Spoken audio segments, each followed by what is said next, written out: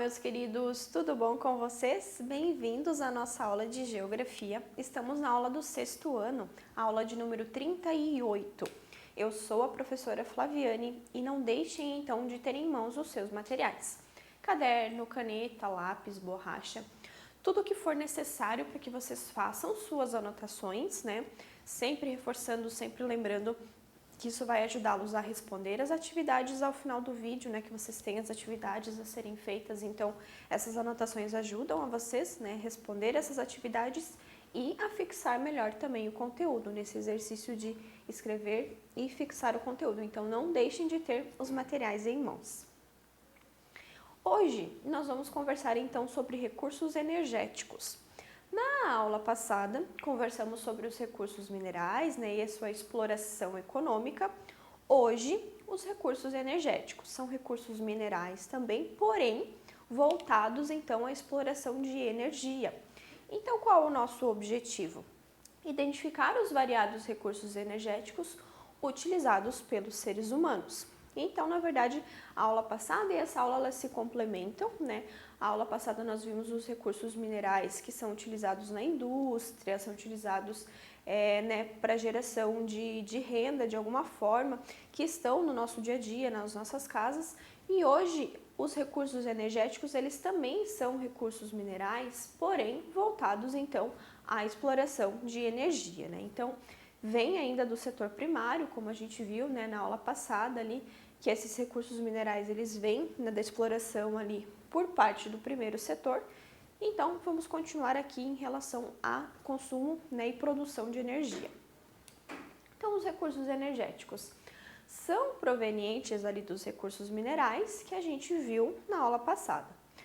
Esses recursos minerais energéticos podem ser usados para a produção de energia elétrica, energia mecânica, calorífica, né? Por exemplo, o petróleo, o urânio, o carvão, o gás, xisto, entre outros exemplos, né? Então, esses minérios são utilizados na fabricação e na geração de algum tipo de energia, então eles movem alguma coisa.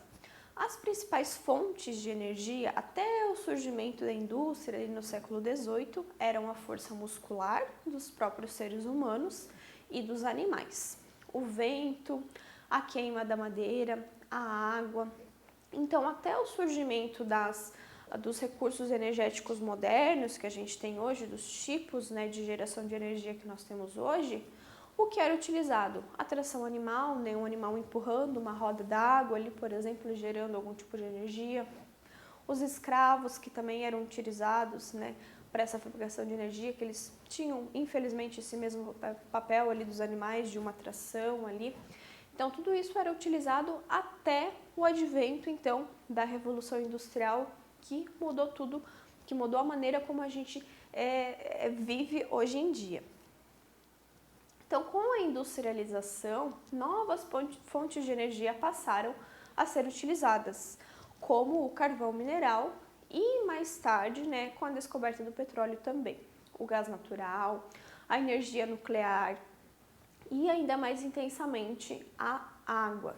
Então, a partir do momento ali que houve a Revolução Industrial, né, a gente teve, então, a utilização do carvão. O carvão passou a ser queimado e utilizado como fonte de energia. Então, esse carvão, ele era utilizado nas caldeiras ali das máquinas, dos maquinários, e isso gerava a energia para que aquela máquina pudesse trabalhar. Isso foi também depois ampliado para a geração de energia elétrica. A energia é utilizada para propiciar o deslocamento dos veículos, né, a partir então ali da utilização do tipo de aditivo que vai fazer o carro andar, a gasolina, o óleo diesel, o gás natural, né, gerar calor, produzir eletricidade e para outros fins. Então, a energia ela é utilizada para movimentar algum tipo de bem, produto. Aí, dentro dessa geração de energia, a gente tem alguns que são derivados de combustíveis fósseis. A queima de combustíveis fósseis pode ser empregada tanto para o deslocamento dos veículos, quanto para a produção de eletricidade nas estações termoelétricas, por exemplo, que é a queima do petróleo, do carvão, né, do gás nas usinas, então vai ser queimada, vai ser colocada em combustão, né, algum desses meios ali, isso vai gerar uma energia que então vai fazer com que a energia elétrica ela seja produzida. Os três tipos principais, né, de combustíveis fósseis são o petróleo, o carvão mineral e o gás natural.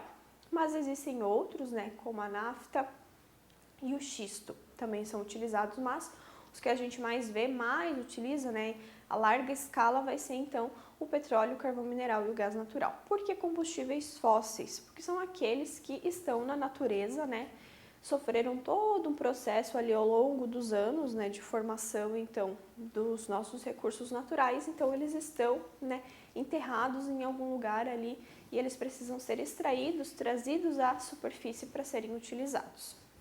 O carvão mineral, então, um dos primeiros ali, foi empregado durante séculos como fonte de calor e durante o século XIX se tornou uma fonte de energia. A queima do material oferecia o vapor que fazia funcionar as máquinas usadas nas primeiras indústrias. Então, é o que eu comentei ali anteriormente com você, né? Com vocês. A partir disso, a partir dessa queima, as máquinas, então, elas recebiam, né, essa energia para que elas pudessem funcionar. Isso se estendeu, então, mais tarde, quando a descoberta, né, da energia elétrica, né, quando ela foi passada a utilizar em larga escala, foi utilizada, então, na geração de energia como um todo. Então, é queimar carvão, ó. É esse carvão mesmo aqui. Não é a mesma coisa que aquele carvão que a gente usa para fazer churrasco, por exemplo. Aquele é um outro tipo de carvão. Esse é um carvão que é retirado de minas mesmo. Ele normalmente está em subsolo, né? É uma mina de carvão. Então, ele é retirado, né, daquela mina ali e é levado, então, para algum local onde ele vai ser queimado. E a queima desse carvão vai gerar energia para que ela possa ser distribuída então para uma rede elétrica.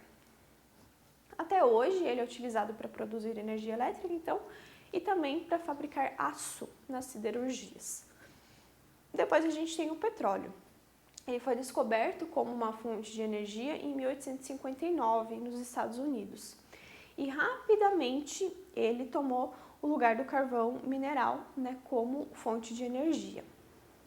É também uma importante matéria-prima na produção de diversos itens do nosso dia a dia. Borracha sintética é feita a partir do petróleo, tintas, fertilizantes, a gasolina, asfalto, querosene, óleos, tudo isso deriva do petróleo, vem, né, desse composto ali mineral. É uma fonte de energia não renovável que tende a se esgotar. Todos esses combustíveis fósseis aqui, eles não são renováveis, então eles tendem a se esgotar em algum momento, né? Não vai mais existir esse tipo de combustível, justamente porque eles estão, né, enterrados ali, estão, né, embaixo ali da superfície, e para que eles se formem é necessário milhares e milhares e milhares de anos. Então, isso que a gente está extraindo agora levou muito tempo para se formar. Então, para que tenha novamente alguma quantidade disso no futuro, vai ser necessário que ele se forme. E tem todos os processos para sua formação, né? Então, não é fácil ter petróleo, não é fácil ter o carvão ali de um dia para o outro. Então, é necessário todo um processo de formação, de sedimentação, acumulação, o processo de que vai ser prensado e dali ele vai ter que ficar parado por um longo período de tempo até que se forme. Então, não são energias renováveis. O petróleo, e a outra fonte que a gente tem é o gás natural. Ele é de fácil transporte, é menos poluente que o petróleo e o carvão e é muito empregado como fonte de energia. É usado nos fogões, né, que a gente usa ali, o gás de cozinha, em automóveis, que é o GNV, né, o gás veicular. É diferente do gás de cozinha, você não pode utilizar aquele bujão de gás de cozinha no automóvel, são processos diferentes, tá? Eles derivam ali do mesmo, né, do gás natural, porém eles sofrem processos diferentes, então não se pode utilizar um no outro. É utilizado também em fornos, né, de geração de energia elétrica. O Brasil importa grande parte do gás que é utilizado aqui da Bolívia. e ele é transportado via tubos que são chamados gasodutos. Então aqui ó, é extraído, né, e dentro dessa tubulação ele vai para os gasodutos, então é distribuído para vários setores, né, para a indústria, para combustível, para as residências e tudo mais. Depois a gente tem a energia nuclear. Então aqui já é uma energia mais renovável, ela não é tão poluente quanto as outras. Até esse ponto aqui que nós vimos, essas energias aqui, esses combustíveis fósseis, o problema deles é que eles são altamente poluentes, eles liberam, né, substâncias na atmosfera que causam então efeitos adversos, né? O aquecimento global, ali, a questão do efeito estufa, a poluição como um todo. Então, não são energias renováveis e o seu uso indiscriminado, o seu excesso, acaba causando então desequilíbrios na natureza. A energia nuclear é também chamada de energia atômica, é obtida a partir da fissão do núcleo do átomo do urânio enriquecido, liberando uma grande quantidade de energia. Então a gente tem a fissão, que é esse núcleo do átomo, ele vai se desintegrar, ele vai se dividir, vai se fissão, né, por ele se separa, e isso gera então uma energia. Existe a fusão, né, que é então um se liga no outro, e existe a fissão. E a fissão é o que acontece aqui na energia nuclear. Ela mantém, né, unidas as partículas do núcleo de um átomo, e a divisão desse núcleo em duas partes provoca a liberação de grande quantidade de energia, por isso que é fissão. Vai se separar, né, esse núcleo se separa em duas partes, e a partir do momento dessa quebra há uma enorme liberação de energia. Além da produção de energia, pode ser usada então para mover embarcações para fins militares, né? Como infelizmente foi o caso ali da bomba atômica, né? Na medicina, na pesquisa científica, então na medicina em aparelhos, né, que fazem exames no geral, e na pesquisa científica também. Então o que acontece? Ó? A gente tem um reator aqui vai ter então essa fissão. Esse reator aqui ele vai esquentar essa água que está aqui, ó, a gente precisa ter água, ó, um circuito de águas aqui funcionando. E essa água esquenta, então ela vai virar vapor, e esse vapor vai movimentar a turbina que vai gerar energia elétrica. Então esse é o processo. Ele acaba sendo uma energia mais limpa, né, porque ela é usado água, vapor da água, não existe a queima do combustível fóssil aqui, né, uma energia mais limpa, porém a sua instalação ela é mais cara, o custo de instalação é um pouco mais caro, e existem também os perigos de que isso aqui possa vazar, né? Então o vazamento dessa energia atômica é um grande problema, mas ela ainda acaba sendo então uma energia limpa, né? E tem alguns países que só se utilizam disso aqui, sendo bem instalado, né, tendo os processos de cuidado da forma correta, é uma excelente forma de energia. Embora as usinas elas sejam menos poluentes, né, que outras estações semelhantes, como as termoelétricas, que vai queimar então carvão, vai queimar alguma fonte ali, elas são alvo de muitas polêmicas, porque o vazamento do lixo nuclear, né, pode gerar acidentes graves, impactos e muitas mortes. A instalação de uma usina nuclear exige grande investimento e por isso apenas alguns países ainda têm a utilização desse tipo de energia. O Brasil tem 2 usinas nucleares, Angra 1 e 2, no município de Angra dos Reis, no Rio de Janeiro. A terceira ela foi iniciada no ano de 2010, mas ela nunca foi concluída, continua parada e é no mesmo município também. Então seria Angra 1, 2 e 3, porém a terceira nunca foi concluída, tá parada lá. Tem uma estrutura já que foi levantada, mas ela nunca foi concluída. Aqui Angra, ó, próximo da água, né, que precisa do processo da água ali para essa troca de calor, né, para que ela aconteça. E aqui em Angra, então, essas usinas nucleares, aqui a gente tem, então, 2 no Brasil. Daí a gente passa para uma outra fonte de energia, que é a hidrelétrica. Corresponde ao aproveitamento da água dos rios para a movimentação das turbinas e, assim, a geração de energia elétrica. Nas usinas hidrelétricas se constroem barragens no leito do rio, né, represando ele então, e essa água ela é utilizada no processo de geração de energia elétrica. Nesse caso, o mais aconselhável é que as barragens sejam construídas em rios que apresentem desníveis, então precisa ter queda da água, para que a água ela tenha força, a fim de diminuir a superfície inundada.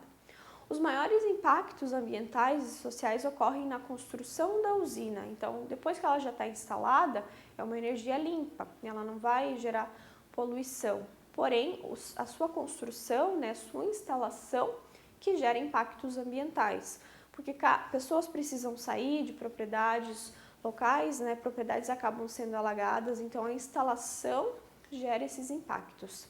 Entre os países que mais utilizam essa fonte de energia estão o Canadá, o Brasil e a China. Então, o que acontece aqui? A gente tem o reservatório, a barragem, ela contém o fluxo, né, e permite a formação, então, desse reservatório. Essa água, ela vai entrar por um canal aqui, o sistema de captação de água, é formado por túneis aqui, então, ou condutores, né, que tem a função de levar a água até a casa de força, que vai estar aqui no meio, que é a casa de força. Nessa instalação que estão instaladas, existem então as turbinas que vão converter energia cinética em elétrica por meio dos geradores. Então, essa água, ela vai fazer girar essas turbinas, né? A partir dessa energia, ela vai gerar energia elétrica. Então, a energia cinética ali de movimentação vai gerar a energia elétrica. E depois o vertedouro. Então, o excesso de água vai cair então em um outro rio ali, vai ser retirado. Então, esse é o processo. A água vem, entra, gera, então faz girar ali o gerador, a turbina ali, gera energia elétrica e essa energia é distribuída então para uma grande região. E tem também algumas fontes alternativas, né? Então, as mais utilizadas são essas que a gente viu até o momento, ali que é o petróleo, o carvão mineral, né, o gás natural, a energia hidrelétrica, as usinas, né, nucleares ali. Essas são as mais comuns, as mais utilizadas. E a gente tem algumas outras que são fontes alternativas a essas. Então, a gente tem energia solar, que é obtida através dos painéis que convertem a energia do sol em energia elétrica. Então, são painéis que são postos ou no telhado das casas ou, né, na lateral ali. Eles captam energia, eles retêm a energia solar e aí eles ativam ali o sistema e geram energia elétrica. A gente tem energia eólica, que vem do vento, né, gerada pela movimentação de pás. Então, são grandes pás, né, como se fosse um grande catavento, e aí é girado, ele também é energia cinética, né, ele gira ali e gera energia. A gente tem a biomassa, que é a queima de material orgânico, por exemplo, a cana-de-açúcar, até o lixo, né, ele pode ser queimado e convertido em energia, só que o problema é a liberação do lixo, por exemplo, a liberação do gás metano, que é um gás bem altamente tóxico, né? E a queima do gás metano, aqui, resultante da decomposição dos aterros, também acontece, que é o chamado biogás. Porém, né, a liberação desse gás na atmosfera, ele é um pouco mais perigoso. Então, já tem ressalvas quanto a isso. As fontes geotérmicas, elas fornecem energia a partir do calor natural, abaixo da superfície terrestre. O chão, então, ele vai ser perfurado até chegar à zona de calor. Então, o calor, né, que tem naturalmente ali abaixo da superfície é utilizado como fonte de energia. E a energia das marés, ou então chamado de maré motriz, é o aproveitamento da subida e da descida dos mares para a produção de energia elétrica. É mais ou menos como acontece nas hidrelétricas, é feita uma barragem também e é aproveitado então esse movimento das ondas ali, né, a força das ondas para geração de energia. Então a gente tem as hidrelétricas, a eólica, né, essas grandes pás aqui, a solar com os painéis, as ondas aqui, a geotérmica, né, que é a queima de calor, e a biomassa aqui também, a geotérmica, que é essas de calor, né, abaixo, e a biomassa, que é a queima de alguma substância.